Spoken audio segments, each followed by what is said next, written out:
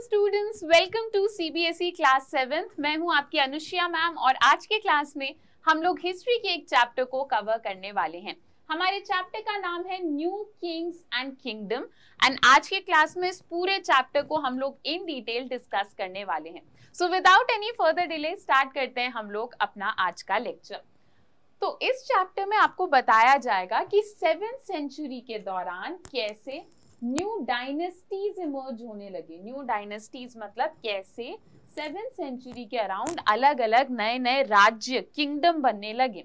ठीक है, एंड अलग अलग किंगडम्स के बारे में हम लोग इन डिटेल डिस्कस भी करेंगे कि वहाँ का एग्रीकल्चर कैसा था, वहाँ के राजा कौन थे, वहाँ का एडमिनिस्ट्रेशन कैसा था। ये सारी चीजें हम लोग इस चैप्टर में कवर करने वाले हैं।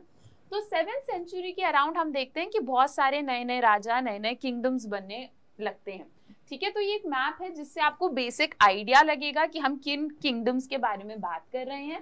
ठीक है, तो आपको दिख रहा होगा यहाँ से लेकर यहाँ तक मैं मार्क कर रही हूँ मैप में। ठीक है, यहाँ से लेकर यहाँ तक चाहमनास जो लोग थे, ठीक है, इनका एक किंगडम था, ये कंट्रोल कर रहे थे इस एरिया को। ठीक है, यहाँ पे देखो पालाज है और यहाँ पे देखो नीचे राष्ट्रकूटास और नीचे यहाँ पे चोलास। ठीक है, तो अभी आप लोग बस नाम सुनते जाओ। अभी आपको लग रहा होगा कि मैम कुछ अजीब अजीब से नए नए से नाम बोल रही हैं। नाम सुनते जाओ, जैसे जैसे हम चैप्टर में आगे बढ़ेंगे आप एक एक करके ये नाम सुनोगे, तब आप रिलेट कर पाओगे कि अच्छा चाहमनास यहाँ पर थे, राष्ट्रकूटास यहाँ पे थे। ठीक है, तो एक बार मैंने आपको बस दिखा दिया कि हम इस चैप्टर में इन सारे किंगडम्स के बारे में बात करने वाले हैं। ठीक है, चलो तो अब स्टार्ट करते हैं। बेसिक इंट्रोडक्शन हो गया, स्टार्ट करते हैं हम अपने चैप्टर को। पहला टॉपिक क्या है हमारा? The emergence of new dynasties. ठीक है, कैसे उस दौरान नए नए किंगडम, नए नए डायनेस्टीज बनने लगे, वो डिस्कस करते हैं। तो 7th सेंचुरी के अराउंड ना कुछ लोग थे जो पावर में आ रहे थे। 7th सेंचुरी के दौरान देखो, एक राज्य में राजा तो पावरफुल होते ही हैं, साथ ही साथ कुछ और ऐसे लोग आने लगे जो और पावरफुल बनते गए। ठीक है, कौन थे वो लोग? वो लोग अक्सर हुआ करते थे बिग लैंडलॉर्ड्स, मतलब बड़े बड़े जमींदार, और वॉरियर चीफ्स। वॉरियर चीफ्स मतलब ऐसे लोग जो वॉरियर्स होते हैं, जो आर्मी में होते हैं। ये सब धीरे धीरे पावरफुल बनने लगे। कुछ एरियाज में ये इतने ज्यादा पावरफुल हो जाते थे कि राजा इनको एक टाइटल देते थे। ठीक है, राजा इन्हें क्या बुलाते थे? समानता बुलाते थे। ठीक है, तो अगर आपसे पूछा जाए समानता कौन है, ठीक है, तो ये राजा के नीचे काम करते हैं, सबऑर्डिनेट्स होते हैं, पर ये बहुत पावरफुल होते हैं, जैसे कि बड़े बड़े जमींदार और वॉरियर चीफ्स। ठीक है, और पता है राजा इनसे उम्मीद रखते थे कि ये जो समानता लोग हैं ये राजा के लिए गिफ्ट लेकर जाएंगे। ठीक है, और मतलब राजा की हेल्प करेंगे, राजा को सपोर्ट करेंगे। अगर कल को राज्य में वॉर का माहौल क्रिएट हो गया तो ये राजा के लिए आर्मी लाके देंगे। तो राजा इनसे ये सारी उम्मीदें रखा करते थे। धीरे धीरे क्या हुआ, समानता जो थे वो थोड़े और पावरफुल होने लगे। जब ये थोड़े और पावरफुल होने लगे तो ये अपने आप को थोड़े से और अच्छे अच्छे टाइटल्स देना स्टार्ट कर देते हैं। तो ये क्या क्या टाइटल्स देते हैं अपने आप को? ये कहते थे कि हम लोग महासमानता हैं। ठीक है, मतलब समानता में भी थोड़े और पावरफुल हैं तो हम महासमानता हैं। या कुछ लोग अपने आप को महामंडलेश्वर कहते थे।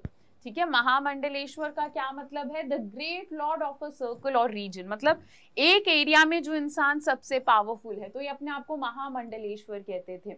कभी कभी तो समानता इतने पावरफुल हो जाते थे कि वो राजा को हरा देते थे वहां पे और फिर उस एरिया में खुद कब्जा कर लेते थे। ठीक है, ऐसा कभी हुआ है क्या? एक एग्जाम्पल के साथ समझते हैं। ऐसा करा था राष्ट्रकूटास ने, जो कि डेक्कन एरिया में रहते थे। अभी देखा था ना मैप में हमने राष्ट्रकूटास को, तो ये डेक्कन एरिया में रहते थे। और स्टार्टिंग में कर्नाटका में ये चालुक्य नाम की एक किंगडम में चालुक्य लोगों के नीचे काम करते थे राष्ट्रकूटास। फिर क्या होता है, कुछ मिड 8th सेंचुरी के दौरान दांती दुर्गा नाम के एक राष्ट्रकूटा चीफ होते हैं। वो सोचते हैं कि बहुत हो गया, अब हम चालुक्य के नीचे काम नहीं करेंगे, तो ये चालुक्यास को हरा देते हैं। ठीक है, कौन? दांती दुर्गा। ठीक है, उस टाइम पे पता है क्या होता था कि अगर आपको कहीं का राजा बनना है तो आपको ना क्षत्रिय कास्ट का ही होना पड़ेगा, क्योंकि कास्ट सिस्टम उस दौरान बहुत फॉलो किया जाता था, जो कि गलत था। पर हाँ, अनफॉर्चुनेटली हम लोग कास्ट सिस्टम को बहुत ज्यादा उस टाइम पे मानते थे।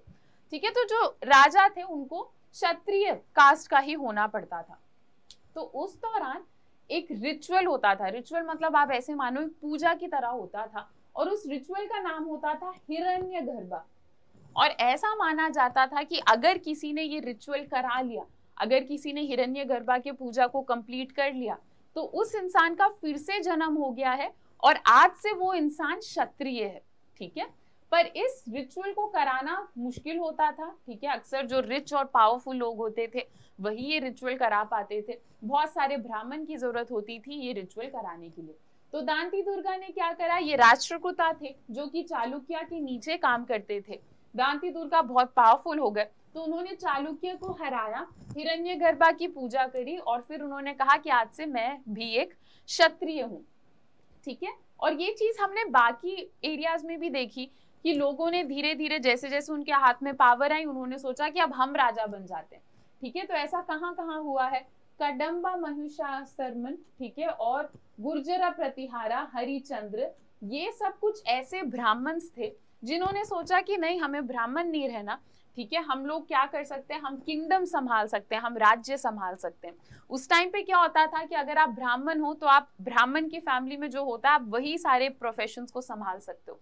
ठीक है, तो ये अनयूजुअल था कि ये लोग ब्राह्मण थे, फिर भी इन्होंने सोचा कि नहीं, हमें राजा बनना है, हमें किंगडम को संभालना है। ठीक है, नेक्स्ट टॉपिक क्या है, एडमिनिस्ट्रेशन इन द किंगडम्स। ठीक है, अभी जो हमने अलग अलग किंगडम्स के बारे में बात करी, यहाँ पे एडमिनिस्ट्रेशन कैसे होता था। एडमिनिस्ट्रेशन मतलब ये अपने राज्य को संभालते कैसे थे, मैनेज कैसे करते थे। ठीक है, तो बहुत सारे जो राजा थे इस दौरान, इन्होंने अपने आप को अलग अलग टाइप के टाइटल्स, ठीक है, बड़े बड़े बहुत ही बढ़िया बढ़िया टाइटल्स देना स्टार्ट कर दिए थे। जैसे कुछ राजा अपने आप को कहते थे महाराजाधिराजा। महाराजाधिराजा मतलब राजाओं में भी बहुत ही बढ़िया राजा। ठीक है, कुछ राजा अपने आप को टाइटल देते थे त्रिभुवन चक्रवर्ती। ठीक है, मतलब त्रिभुवन मतलब 3 वर्ल्ड में सबसे ग्रेट इंसान, मतलब 3 वर्ल्ड का राजा। ठीक है, तो ऐसे ही अपने आप को बहुत बढ़िया बढ़िया मस्त मस्त टाइटल दिया करते थे। ठीक है, however in spite of such claims, अब देखो टाइटल टाइटल होता है। ठीक है, अगर मैं अपने नाम के सामने त्रिभुवना या ऐसा कुछ लिख दूं तो उसका मतलब ये थोड़ी हो जाएगा कि सही में तुम्हारी अनुष्या मैम 3 वर्ल्ड की रानी बन गई हैं। ठीक है, मैं रहूंगी तो वही इंसान ना। तो ये बस ऐसे ही क्लेम्स होते थे, ये ऐसे ही कुछ ना कुछ ऐसे टाइटल डाल देते थे। और सच्चाई ये होती थी कि चाहे कोई भी राजा जैसे तैसे कोई भी बहुत ही बढ़िया टाइटल दे दे अपने आप को, सच्चाई यही रहती थी कि उस राजा को अपने आर्मी की जरूरत है, समानता की जरूरत है। इन लोगों के बिना राजा अकेले खुद कुछ नहीं कर पाते थे। ठीक है, in each of the states resources were obtain from, देखो आप अगर किसी भी राज्य को संभालना है, किसी भी स्टेट को संभालना है, तो रिसोर्सेज की जरूरत पड़ेगी, है ना, पैसा, खाना, पानी, ये सब, इन सारी चीजों की जरूरत पड़ेगी। कहाँ से मिलता था ये, तो हर राज्य में फार्मर्स होते थे, कैटल कीपर्स होते थे जो गाय, कैटल्स, इन सब का ध्यान रखते थे। आर्टिजन्स होते थे, मतलब क्राफ्टमैन जो पॉटरी करते थे, अलग अलग सामान बनाते थे। तो इन सारे लोगों से रिसोर्सेज मिलते थे। तो राजा क्या करते थे, अक्सर लोगों से रेंट या फिर टैक्स लिया करते थे। ठीक है, तो रेंट की अगर हम बात करें तो हमने देखा है कि ओवरऑल हिस्ट्री में अलग अलग तरीके से लोग रेंट लिया करते थे। ठीक है, जैसे फॉर एग्जाम्पल मान लो एक फार्मर है, वो एक राज्य में काम कर रहे हैं। ठीक है, तो फार्मर से किसी ने राजा ने बोला कि तुम्हें रेंट देना पड़ेगा। ठीक है, तो रेंट कैसे दिया जाएगा, मान लो फार्मर जो है वो टोमेटो को ग्रो कर रहे हैं, तो जितने भी टोमेटोज ग्रो किए गए उसमें से थोड़ा सा हिस्सा राजा को देना पड़ेगा। तो अलग अलग तरीके से लोग रेंट या टैक्स पे करते थे राजा को। क्योंकि देखो आज के टाइम पर भी होता है ये, हम अपने गवर्नमेंट को टैक्स पे करते हैं ना, फिर गवर्नमेंट उन्हीं पैसों से हमारे लिए चीजें बनाती है, स्कूल बनाती है, गवर्नमेंट स्कूल, रोड्स, ठीक है, हॉस्पिटल्स, पब्लिक फैसिलिटीज, बस, ये सारी चीजें गवर्नमेंट हमारे लिए बनाती है। तो ऐसा ही कुछ सिस्टम था उस टाइम पर। इतना वेल ऑर्गेनाइज नहीं था, पर हाँ ओवरऑल यही था कि राजा लोगों से रेंट लेते थे, टैक्स लेते थे, और बदले में राजा लोगों को फैसिलिटीज भी प्रोवाइड करते थे। ठीक है, एक एग्जाम्पल है, बहुत ही इंटरेस्टिंग एग्जाम्पल है, तो इसीलिए मैंने सोचा आप बच्चों को बता देते हैं। अपार्ट फ्रॉम दैट इसमें से क्वेश्चन भी बन सकता है, इंटरेस्टिंग तो है ही, क्वेश्चन भी बन सकता है। ठीक है, तो चोलास के बारे में अभी हम पढ़ेंगे। ठीक है, चोलास थे कौन, ये एक राज्य था तमिलनाडु में। ठीक है, एंड इनके बारे में जब हम हिस्ट्री में पढ़ रहे थे हमें पता चला कि इन लोगों ने कुछ 400 अलग अलग टाइप के टैक्स ये लोग लेते थे अपने राज्य में। ठीक है, तो जैसे अब मैं 400 टैक्स के नाम तुमसे नहीं रटवाऊंगी, तो 2 ऐसे टैक्स हैं जिनका नाम बार बार इनके इंस्क्रिप्शंस में, टेक्स्ट में आता रहता है। जैसे वेट्टी, ठीक है, वेट्टी का क्या मतलब है, फोर्स्ड लेबर, ठीक है। तो अगर कोई राज्य में रह रहा है, उससे बोल दिया कि कल सड़क बन रही है तो तुम्हें आके सड़क बनाना होगा, ठीक है। उसने पूछा क्यों, तो हमने कहा कि ये तुम्हारा टैक्स है, ठीक है, तो इसे वेट्टी कहते थे, ठीक है। और ऐसा ही एक और टैक्स होता था कड़मई, ठीक है, लैंड टैक्स। तो ऐसे अलग अलग टाइप के टैक्स लोगों से लिए जाते थे, ठीक है। एंड इन टैक्स के पैसों से राजा क्या करते थे, राजा टेम्पल बनाते थे, किले, फोर्ट बनाते थे, वॉर, अब वॉर में लड़ाई करने के लिए भी तो पैसों की जरूरत है, तो वॉर में यूज करते थे, ठीक है। या फिर कहीं और कब्जा, किसी और एरिया के ऊपर कब्जा करने में ये सारे पैसे यूज होते थे, ठीक है। अब नेक्स्ट आप लोगों के दिमाग में क्वेश्चन आ रहा होगा कि ये टैक्स कलेक्ट कौन करता था, लोग इतने भले होते थे क्या कि ये खुद ही घर से टैक्स भर भर के राजा को जाके दे के आ रहे हैं, नहीं। तो राजा ने प्रॉपर लोगों को रख रखा था टैक्स लेने के लिए, ठीक है। तो अक्सर जो रिच फैमिली के लोग होते थे, स्ट्रॉन्ग फैमिली के लोग होते थे, उनको ये काम दिया जाता था कि यार तुम जाओ और लोगों से टैक्स कलेक्ट करो। और ये काम ना हेरिडिटरी होता था, मतलब मान लो जो इंसान टैक्स कलेक्ट कर रहा है, मान लो वो मर गया, तो नेक्स्ट उस पोजीशन को कौन संभालेगा, उसके फैमिली में से कोई बेटा या बेटी या ऐसे कोई संभालेगा, ठीक है। तो इस तरीके से टैक्स कलेक्ट किया जाता था।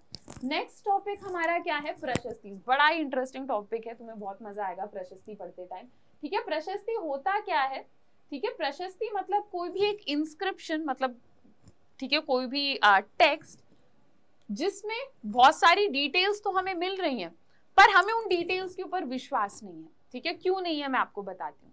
उस टाइम पे क्या होता था, राजा ना अपने दरबार पे कुछ पोएट्स, कुछ ब्राह्मण, इन सबको रखते थे, ठीक है। और ये लोग क्या करते थे, ये लोग राजा की भर भर के तारीफ करते थे, ठीक है। तो ये कविताएं लिखते थे राजा के लिए, और मतलब टेक्स्ट लिखते थे जिसमें राजा की बहुत ज्यादा तारीफ हो रही होती थी। इतनी ज्यादा तारीफ हो रही होती थी कि जब हम आज के डेट में पढ़ते हैं ना, वो हमें पता चल जाता है कि झूठ लिखा है, ठीक है। तो आपके दिमाग में सवाल आ रहा होगा कि दीदी फिर ये क्यों करते थे इतनी तारीफ, ठीक है, क्यों इतना मतलब झूठा झूठा, क्यों राजा को इतना खुश करने की कोशिश करते थे।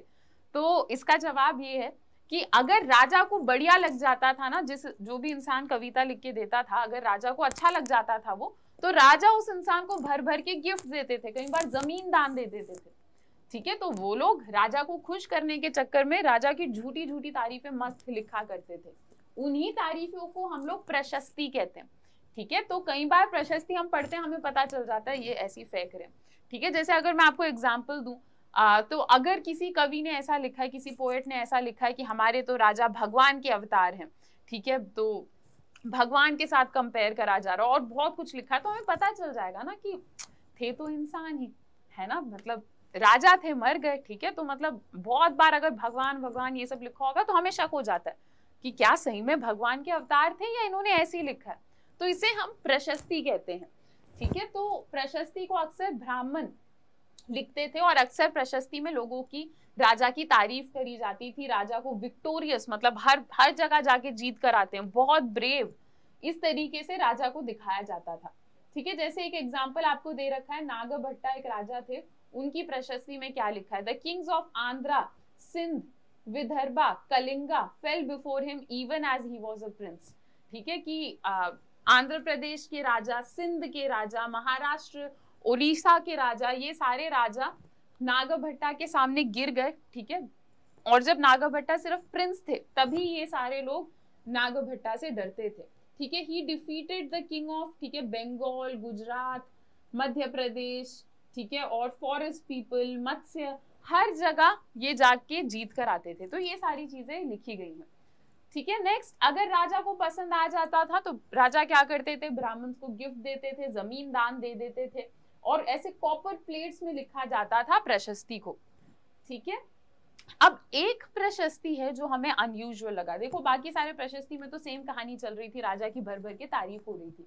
एक प्रशस्ति है, प्रशस्ति क्या मतलब, एक पोयम है जो हमें थोड़ा सा अलग लगा, हमें मजा आया पढ़ के, ठीक है। क्यों, उसमें ऐसा क्या था, तो वो एक बहुत ही लंबी संस्कृत पोयम थी जिसमें कश्मीर के सारे राजाओं की हिस्ट्री लिखी हुई थी, ठीक है। और किसने लिखा था ये, ऑथर कौन थे इस पोयम के, काल्हना, ठीक है। एंड इन्होंने पता है प्रूफ के साथ लिखा था। तो हमें पढ़ के समझ आया, उन्होंने ऐसे लिखा कि इस टाइम के सिटीजन ने ऐसा कहा राजा के बारे में। तो उन्होंने अलग अलग प्रूफ, आई विटनेस को यूज करके इस पोएम को लिखा था। और इन्होंने पता है क्या कर रखा था, इन्होंने राजा की कमियां निकाल रखी थी कि ये राजा बढ़िया था पर इस राजा का ये वाला कानून उतना अच्छा नहीं था। तो ये जो चीज थी कि राजा की गलतियां, राजा के पॉलिसीज के बारे में गलत गलत बोलना, ये हमने कहीं और नहीं देखा, काल्हना ने ही अपने पोएम में ये करा। ठीक है, सो इट वाज अनयूजुअल, थोड़ा अलग था। ठीक है, चलो नेक्स्ट टॉपिक क्या है, वॉरफेयर फॉर वेल्थ। तो उस टाइम पे क्या होता था, अलग अलग राजा लोग वॉर भी करा करते थे। ठीक है, मान लो पड़ोस में कोई राज्य है, उसे देखकर लग रहा है कि ये राज्य थोड़ा सा कमजोर है, इनके पास पैसे भी बहुत होंगे, तो लोग क्या करते थे, उस राज्य के ऊपर कब्जा करने की कोशिश करते थे, वॉर करते थे, है ना। फॉर एग्जाम्पल एक एरिया था जिसे हम कहते हैं कनौज, गंगा वैली में पड़ता था, और मतलब लोगों को बहुत अच्छा लगता था ये एरिया। अलग अलग राजा लोग इस एरिया के ऊपर कब्जा करने के लिए लड़ाई करते थे। ठीक है, जैसे मैं बताती हूँ कौन कौन थे वो अलग अलग लोग। ठीक है, for centuries, hundreds of years तक गुर्जरा प्रतिहारा। ठीक है, एक तो गुर्जरा प्रतिहारा, सेकंड कौन, राष्ट्रकूटा, थर्ड कौन, पाला। तो ये तीन जो राज्य के लोग थे, ये सेंचुरीज तक, ठीक है, ये हंड्रेड्स ऑफ इयर्स तक आपस में लड़ रहे थे कनौज एरिया के लिए, और इसे हम कहते हैं ट्राइपार्टाइट स्ट्रगल। ट्राइपार्टाइट स्ट्रगल मतलब तीन लोग कर रहे हैं ना लड़ाई, कौन कौन, गुर्जरा प्रतिहारा, राष्ट्रकूटा, पाला, तीन लोग आपस में लड़ रहे हैं एक जगह के लिए, तो हम इसे ट्राइपार्टाइट स्ट्रगल कहते हैं। डायरेक्ट क्वेश्चन आ जाएगा कि बताओ ट्राइपार्टाइट स्ट्रगल क्या होता है, पता होना चाहिए। ठीक है, नेक्स्ट, जो रूलर्स थे वो और कैसे अपनी पावर्स दिखाने की कोशिश करते थे, वो बड़े बड़े टेम्पल्स को, राज्य को बना के अपने पावर को दिखाने की कोशिश करते थे। ठीक है, तो उस टाइम पे मतलब एक कॉमन नोशन ये होता था कि जिस राजा ने अपने राज्य में सबसे बड़ा टेम्पल बना लिया, वो राजा उतने ज्यादा पावरफुल है। ठीक है, तो ऐसे में एक राजा थे जिनका नाम था सुल्तान महमूद। ठीक है, कहाँ के राजा थे ये, गजनी, अफगानिस्तान के। तो कुछ राजा लोग पता है क्या करते थे, एक दूसरे के टेम्पल्स के ऊपर अटैक करते थे। ठीक है, क्योंकि टेम्पल राजा के शक्ति का एक सिंबल होता था, है ना, एक निशानी होती थी। तो अगर तुमने जाके राजा के टेम्पल को गिरा दिया, तोड़ दिया, तो तुमने क्या करा, तुमने ये दिखाया कि ये राजा उतना स्ट्रांग नहीं है ना। इसके अलावा अक्सर टेम्पल के अंदर खूब सारे पैसे, ज्वेलरी, ये सब होता था। तो अगर किसी राजा ने टेम्पल के ऊपर अटैक करा, किसी दूसरे राजा के टेम्पल के ऊपर, तो वहां से उन्हें बहुत सारे पैसे मिलते थे। ठीक है, तो ऐसे जो सुल्तान महमूद थे अफगानिस्तान के, इन्होंने बहुत सारे अटैक करे, अलग अलग लोगों के टेम्पल पर जाकर इन्होंने अटैक ही अटैक करा। ठीक है, तो 1997 से लेके 1030 तक ये राजा थे। ठीक है, एंड इन्होंने अलग अलग जगह बहुत ही फेमस टेम्पल्स के ऊपर अटैक कर रखा है। जैसे कि हमारे गुजरात में है ना सोमनाथ टेम्पल, उसके ऊपर भी इन लोगों ने अटैक कर रखा था। ठीक है, नेक्स्ट, इन्हें जो भी पैसे मिलते थे टेम्पल से, उस पैसों को उठाकर ये अपने राज्य में लेकर जाते थे। ये उनकी इमेज मैंने यहाँ पे डाल दिया ताकि आप लोगों को थोड़ा सा आइडिया लग पाए। ठीक है, नेक्स्ट क्या होता था, ये जो सुल्तान थे इन्हें ना हिस्ट्री में बहुत ज्यादा इंटरेस्ट था आप लोगों की तरह। ठीक है, तो इन्हें भी हिस्ट्री में बहुत ज्यादा इंटरेस्ट था, तो इन्होंने क्या कर रखा था, इन्होंने एक स्कॉलर को लगा रखा था काम पर। स्कॉलर का नाम था अल बिरूनी। ठीक है, एंड अल बिरूनी से क्या कहा कि मैं जिन भी एरियाज में जाके टेम्पल पर अटैक करता हूँ ना, मुझे उन एरियाज की हिस्ट्री चाहिए। तो अल बिरूनी ने क्या करा, एक किताब लिखी, और उस किताब का नाम है किताब उल हिंद। एंड उस बुक में इन्होंने बहुत सारी इंटरेस्टिंग चीजें बताई, जहां पर भी सुल्तान ने अटैक करा था उन सारे एरियाज के बारे में बहुत सारी इंटरेस्टिंग चीजें बताई। ठीक है, और भी बहुत सारे राजा थे जो अटैक वगैरह करते रहते थे। जैसे एक राज्य था जिसे हम कहते हैं चहामनास। ठीक है, चहामनास को ही बाद में लोग चौहान कहना स्टार्ट कर देते हैं। तो चहामनास और चौहान अगर क्वेश्चन में आता है, कंफ्यूज नहीं होना, सेम चीज है। चौहान जो लोग थे, इन्होंने किस एरिया के ऊपर कब्जा कर रखा था, दिल्ली और अजमेर। दिल्ली और अजमेर को ये लोग संभाल रहे थे।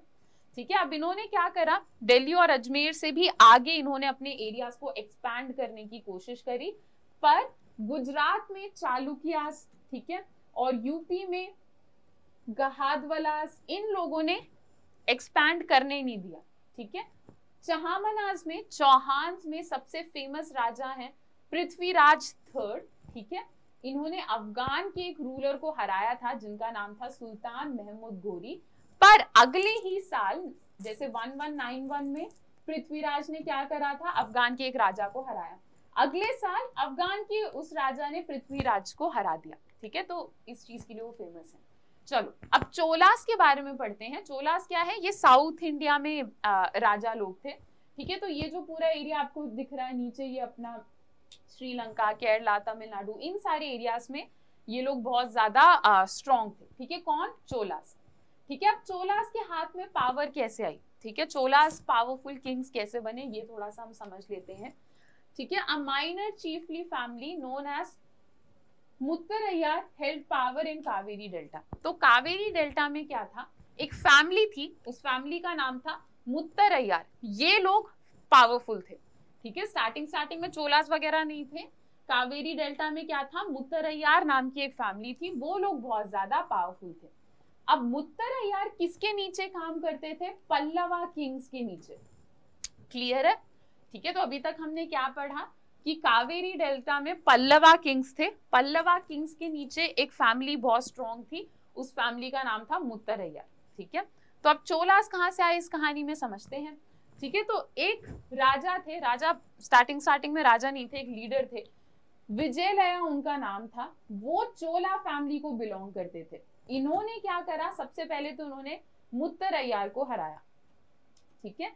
मुत्तरैयार वहां पे बहुत स्ट्रॉन्ग थे तो उनको हराया, ठीक है। नेक्स्ट उन्होंने क्या करा, तंजावुर एक जगह का नाम है, ठीक है, उस टाउन को इन्होंने बनाया, ठीक है। और इन्होंने एक बहुत ही फेमस टेम्पल बनाया for goddess Nishumbha सूदनी। Nishumbha सूदनी goddess के लिए इन्होंने एक बहुत ही फेमस टेम्पल बनाया, ठीक है। नेक्स्ट क्या हुआ, विजयलया के जो बच्चे थे, जो सक्सेसर्स थे, ठीक है, जो फ्यूचर जनरेशंस थी, उन्होंने भी आसपास के एरियाज के ऊपर बहुत बढ़िया तरीके से कब्जा करा। तो जो पांडेयन थे, जो पल्लवा लोग थे साउथ में, नॉर्थ में, ठीक है, इन सब के ऊपर धीरे धीरे कब्जा करना स्टार्ट करा।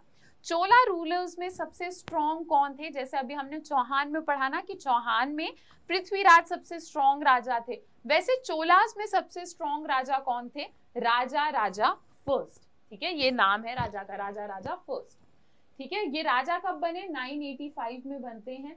एंड इन्होंने क्या करना स्टार्ट करा, धीरे धीरे अपने एरिया को एक्सपैंड करना स्टार्ट करा, और इन्होंने बहुत ही बढ़िया मैनेजमेंट का सिस्टम भी स्टार्ट करा, ठीक है। राजा राजा के जो सन थे उनका नाम था राजेंद्र फर्स्ट, ठीक है। राजेंद्र वन ने क्या करा, फर्स्ट ने क्या करा, धीरे धीरे गंगा वैली के ऊपर रेड करा। गंगा वैली में तो वो हमने पढ़ा था ना ट्राइपार्टाइट स्ट्रगल के बारे में, ठीक है। Next Sri Lanka, south east Asia, इन सारे एरियाज में इन्होंने कब्जा करा। कैसे करा कब्जा? इन्होंने अपने नेवी के ऊपर काम करा, अपने नेवी को स्ट्रॉन्ग बनाया, और फिर धीरे धीरे इन सारे एरियाज के ऊपर कब्जा करा।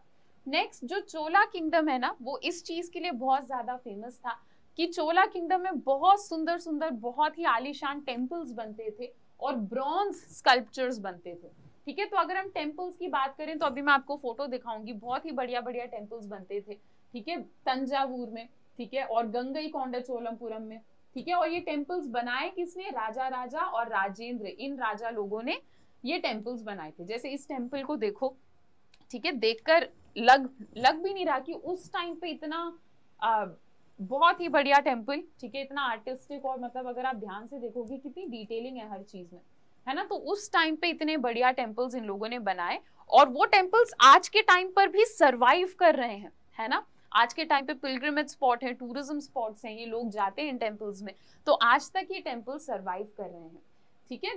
नेक्स्ट क्या होता था, टेम्पल ना साउथ इंडिया में इन जनरल ऐसा होता है कि टेम्पल बहुत इंपॉर्टेंट होता है किसी भी एरिया के लिए। तो उस टाइम पे क्या होता था, मान लो एक टेम्पल बन गया यहाँ पे, ठीक है, तो टेम्पल के अराउंड धीरे धीरे एक शहर बनने लग जाता था, ठीक है। तो टेम्पल साउथ इंडिया में ऐसा नहीं होता था कि सिर्फ ये एक ऐसी जगह है जहाँ पे जाके लोग प्रार्थना करके वापस आ जाते हैं। टेम्पल में और भी बहुत सारी चीजें होती थी, लोगों को पढ़ाया जाता था, लोग म्यूजिक, डांस, ये सब सीखने आते थे। आसपास बहुत सारा बिजनेस होता था, जैसे जो गार्लैंड मेकर्स हैं, जो फूलों की माला वगैरह बनाते हैं, वो सब अपना बिजनेस करते थे। तो टेम्पल का मतलब सिर्फ ये नहीं कि लोग प्रार्थना करने के लिए जा रहे हैं, ठीक है, धीरे धीरे वहां पे एक शहर बन जाता था। तो temples were the hub of economic, social and cultural life, ठीक है। टेम्पल्स हब होते थे जहाँ पे economic, social and cultural life होता था, ठीक है। नेक्स्ट, टेम्पल्स के लिए तो फेमस था ही चोला किंगडम, इसके अलावा और किस चीज के लिए चोला किंगडम फेमस था? Bronze images. तो ब्रॉन्ज के बहुत सुंदर सुंदर मूर्तियां बनाया करते थे ये लोग। तो ये कुछ इमेजेस हैं जिससे आपको आइडिया लगेगा कि कितने ब्यूटीफुल स्कल्पचर्स इन लोगों ने बनाए ब्रॉन्ज से, ठीक है। नेक्स्ट चलो समझते हैं कि यहाँ पे ये लोग एग्रीकल्चर और इरिगेशन कैसे करते थे। एग्रीकल्चर मतलब खेती, इरिगेशन मतलब कोई भी सिस्टम जिससे हम अपने प्लांट्स को, खेत को पानी दे पाए। तो उस दौरान चोला किंगडम में एग्रीकल्चर एंड इरिगेशन का क्या सिस्टम था जरा समझते हैं। ठीक है, तो देखो यहाँ पे क्या था, यहाँ पे कावेरी नदी ब्रांच ऑफ होती थी। ठीक है, तो कावेरी नदी के वजह से ये लोग अपना बढ़िया एग्रीकल्चर कर पाते थे। ठीक है, तो कावेरी नदी बहते टाइम छोटे छोटे चैनल्स बनाती हुई बहती है। जैसे मान लो ये कावेरी नदी ऐसे बह रही है, तो रास्ते में थोड़ा सा पानी यहाँ आ गया कावेरी नदी का, थोड़ा सा ऐसे थोड़ा सा ऐसे, तो यहाँ पे ये लोग क्या करते थे, खेती करना स्टार्ट कर देते थे। ठीक है, तो कावेरी नदी के चैनल्स इन लोगों के लिए बहुत ज्यादा इंपॉर्टेंट थे, उसी के थ्रू इन लोगों ने खेती अच्छे से करी। ठीक है, नेक्स्ट हम देखते हैं कि तमिलनाडु के जो बाकी एरियाज थे वहां पे एग्रीकल्चर धीरे धीरे डेवलप होता है।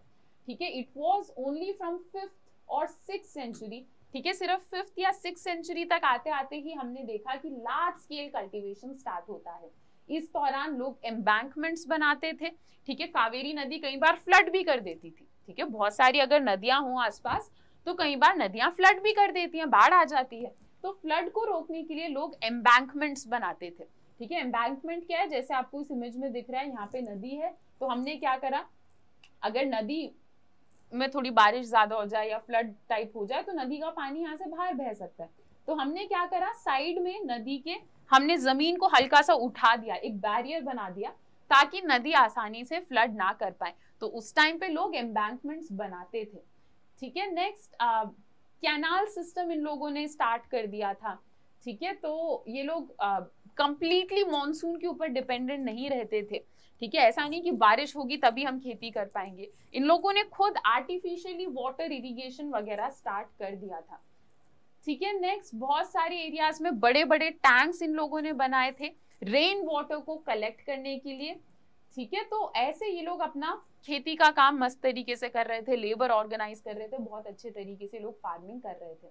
ठीक है, चलो next administration of the empire. पूरे एम्पायर को, पूरे राज्य को ये लोग एडमिनिस्ट्रेशन मैनेज कैसे करते थे। ठीक है, तो सबसे पहले इसमें हमें दो वर्ड समझने, एक है ऊर और एक है नाड। ठीक है, settlements of peasants known as ur became prosperous with the spread of irrigation agriculture। ठीक है, तो मान लो एक छोटा सा एरिया जहाँ पे बहुत सारे फार्मर्स हैं और वो लोग खेती कर रहे हैं, तो उस एरिया को अक्सर ऊर कहा जाता था। ठीक है, चोला किंगडम में। ठीक है, अब मान लो ऊर मतलब आप ऐसे मानो एक छोटा सा गांव। ठीक है, अब अगर 2-3 गांव का ग्रुप हो तो हम उसे क्या कहते हैं, हम उसे नाड कहते हैं। ठीक है, जैसे तमिलनाडु, तमिलनाडु बोलते हैं ना हम, जैसे उसी को ही। ठीक है, तो ये वही लिखा है, तमिलनाडु वाला NADU, नाड इसे बोला जाता है। ठीक है, the village council and Nadu perform several administrative function. गांव में काउंसिल होता था। ठीक है, एंड काउंसिल के लोग अक्सर डिसीजंस लिया करते थे। ठीक है, इसके अलावा जो रिच पेजेंट्स होते थे, जो अमीर फार्मर्स होते थे, ठीक है, इनके पास बहुत सारी पावर्स होती थी, ये डिसीजन मेकिंग में इनका बहुत बड़ा हाथ होता था। जो चोला किंग्स थे, चोला किंगडम के जो राजा थे, वो लैंड ओनर्स को अलग अलग टाइटल दिया करते थे, जैसे कि मूवेंड वेलन। ठीक है, अरे यार, तो ऐसे अलग अलग टाइटल्स दिया करते थे, ये दिखाने के लिए कि हाँ ये लोग बहुत स्ट्रॉन्ग हैं। तो नेक्स्ट आपको एक छोटे से बॉक्स में बता रखा है कि चोला किंगडम में किस टाइप की जमीन हुआ करती थी। क्वेश्चन बन सकता है एंड मैं इसे स्किप नहीं करना चाहती, तो हम इसे कवर करते हैं। ठीक है, वेलन वगई का क्या मतलब था, लैंड ऑफ नॉन ब्राह्मण पेजेंट्स। ठीक है, तो वेलन वगई मतलब ऐसी जमीन जो किसी नॉन ब्राह्मण फार्मर की है। ठीक है, ब्रह्मदया का क्या मतलब होता था, ऐसी जमीन जो कि राजा ने या किसी ने ब्राह्मण को दे दी है। ठीक है, गिफ्ट कर दी है। ठीक है, शलभोगा का क्या मतलब होता था, ऐसी जमीन जहां पे सिर्फ स्कूल बनाया जा सकता है, जो स्कूल के कामों के लिए है। ठीक है, नेक्स्ट देवदान तिरुनामट्टुकनी। ठीक है, इन वर्ड्स का क्या मतलब था, ऐसी जमीन जो टेम्पल बनाने के लिए रखी गई है। ठीक है, पलिचंदम, इसका क्या मतलब था, land donated to Jain institutions. तो अगर जैन इंस्टीट्यूशंस को कोई जमीन दी है तो ये वर्ड यूज करा जाता था। ठीक है, तो ब्रह्मदया हमने समझ लिया क्या है, ऐसी जमीन जो ब्राह्मण्स को दी जाती थी। ठीक है, तो एज अ रिजल्ट कावेरी नदी के आसपास, कावेरी वैली के आसपास बहुत सारे ब्राह्मण्स को जमीन दी गई, तो इसीलिए हम देखते हैं कि वहां पे ब्राह्मण्स जो हैं वो सेटल हो गए। ठीक है, each brahmadeya was looked after by assembly और सभा ऑफ ब्राह्मण लैंड होल्डर्स। तो अगर किसी ब्राह्मण को ब्रह्मदया मिला है, मतलब एक जमीन गिफ्ट मिली है, तो उस जमीन को संभालने के लिए एक छोटा सा ग्रुप बनाया जाता था ब्राह्मण जमींदार का, ठीक है। और ये लोग अपने जमीन का अच्छे से ध्यान रखते थे। एंड हमें अलग अलग इंस्क्रिप्शंस, अलग अलग रिटन रिकॉर्ड्स मिले हैं जिसमें हमें पता चलता है कि अपने जमीन पे क्या क्या करते थे, ठीक है। नेक्स्ट, ट्रेडर्स की एसोसिएशंस थी। जो ट्रेडर्स मतलब जो लोग बिजनेस करते थे, व्यापार करते थे, ट्रेडिंग करते थे, उन लोगों ने भी एसोसिएशन और ग्रुप बना रखा था जिसको हम कहते हैं नगरम। और ये लोग अक्सर टाउन का भी ध्यान रखते थे, टाउन में भी मैनेजमेंट का ध्यान रखते थे, ठीक है। नेक्स्ट, सभा बना रखा था इन लोगों ने। सभा का भी यही मतलब होता है, एक छोटा सा ग्रुप जिसे काम दे रखा है कि आप अपने विलेज को संभालो या टाउन को संभालो। तो हमें उत्तरामेरूर, ठीक है, ये एक जगह का नाम है, यहाँ पे हमें अलग अलग इंस्क्रिप्शंस मिली कि सभा के लोग कैसे काम करते थे। एक सभा में अलग अलग कमिटी होती थी और वो कमिटी अलग अलग चीजों को, टेम्पल, गार्डन, इरिगेशन, ऐसे अलग अलग चीजों को संभालती थी, ठीक है। तो इस तरीके से ये लोग काम करते थे, ठीक है। तो अब सेलेक्ट कैसे होता था कि कौन किस कमिटी में जाएगा, ठीक है, कौन टेम्पल को संभालेगा, कौन इरिगेशन में जाएगा, तो सेलेक्ट कैसे किया जाता था। तो ये लोग पाम लीफ के ऊपर मेंबर्स का नाम लिख देते थे और फिर उसे एक अर्दन पॉट में, एक मटके के अंदर डाल देते थे, ठीक है। फिर एक छोटे से बच्चे को बुलाते थे, उससे बोलते थे कि तुम एक एक करके मटके से ये पाम लीफ निकालो। जैसे मान लो हमने चिट्स में नाम लिख के बाउल में डाल दिया, ठीक है, एक बोल में डाल दिया, और फिर हम किसी बच्चे को बुला रहे हैं और कह रहे हैं कि तुम चिट उठाओ, फिर हम डिसाइड करेंगे कौन किस कमेटी में जाएगा।